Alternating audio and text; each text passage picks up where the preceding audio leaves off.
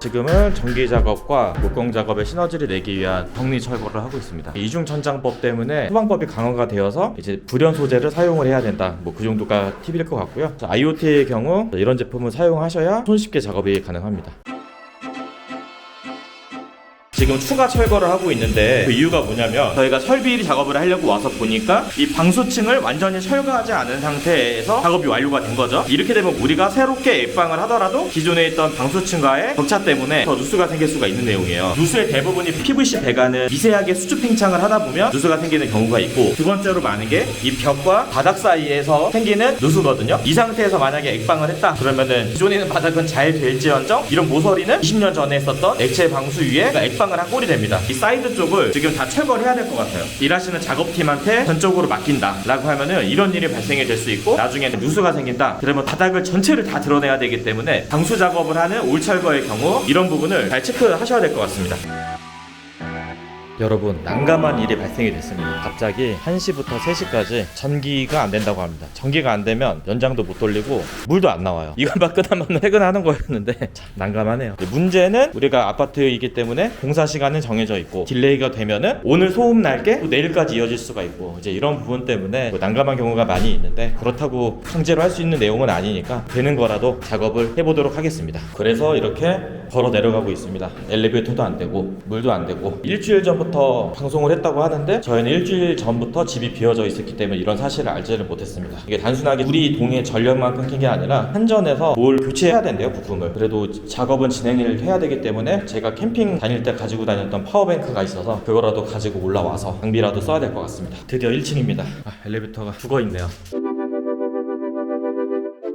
네, 지금 시간은 오후 6시 9분이고요. 좀 늦기는 했는데 오늘 마무리를 못 보고 어디 좀 다녀와서 작업이 잘 됐는지 확인차 현장에 방문했습니다. 그리고 이건 정말 중요한 건데, 현장에 들어왔을 때 발밑을 조심해야 돼요. 옷이나 안전에 관련된 부분도 있지만 지금 이렇게 미장을 해놨을 경우 내가 현장에 들어와서 모르고 밟았다 그러면은 일단은 내 발이 더러워지고 현장도 이제 망가지게 되는 거죠. 이런 부분은 주의하시면 좋을 것 같습니다. 저는 이 밑에 있는 박스를 밟고 조심히 넘어갈게요.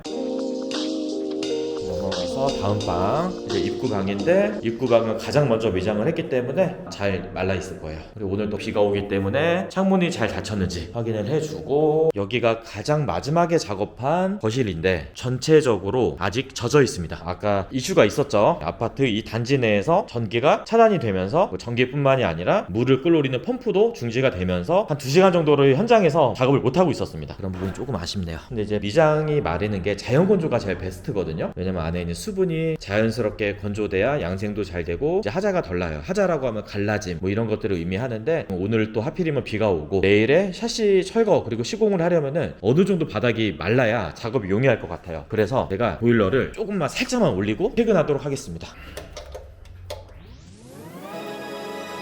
오늘 현장이 난리가 났습니다. 목공팀, 사춤팀, 전기팀, 거기에 설비팀까지 들어와서 작업을 하고 있는데, 여러 명이 들어와도 핸들링만 잘 되면 문제가 안 돼요. 근데 여러 명이 들어왔는데 현장에 감리가 제대로 안 되면 효율성이 떨어질 수는 있겠죠. 그래서 저희가 지금 감리 직원이 저를 제외하고 2명이 들어왔고, 그 전기공정, 설비공정, 목공공정 서로 분야를 나눠서 감리 진행을 하고 있습니다. 가장 중요한 게 뭐 드레스룸이든 런드리룸이든 거실 주방 치환을 하던 저희가 수도와 배관 작업을 해야 되는데, 반드시 저소음 배관을 사용해야 윗집 아랫집에게 피해를 최소화할 수 있어요. 저소음 배관은 일반 배관보다 두껍습니다. 내경이 조금 좁을 수는 있지만 그래도 얘로 하면 물이 흘러가는 소리가 확실히 줄어든다. 이제 이 정도가 꿀팁일 것 같습니다. 설비 자재들도 다양한데 우리가 원하는 디테일이 나오려면, 그리고 또 안전하게 시공이 되려면 부자재 같은 것도 보통 저희가 구입을 해서 제공을 합니다. 근데 중요한 게 서로 일방적이면 안 되고 기분 나쁘지 않게 잘 소통하면서 진행을 해야 결과가 더 좋게 나오고 현장도 더 분위기가 좋아질 것 같습니다. 현장에 또 이슈가 생겨서 보러 갑니다.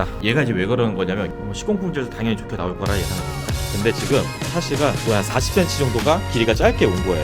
이게 저의 생각입니다.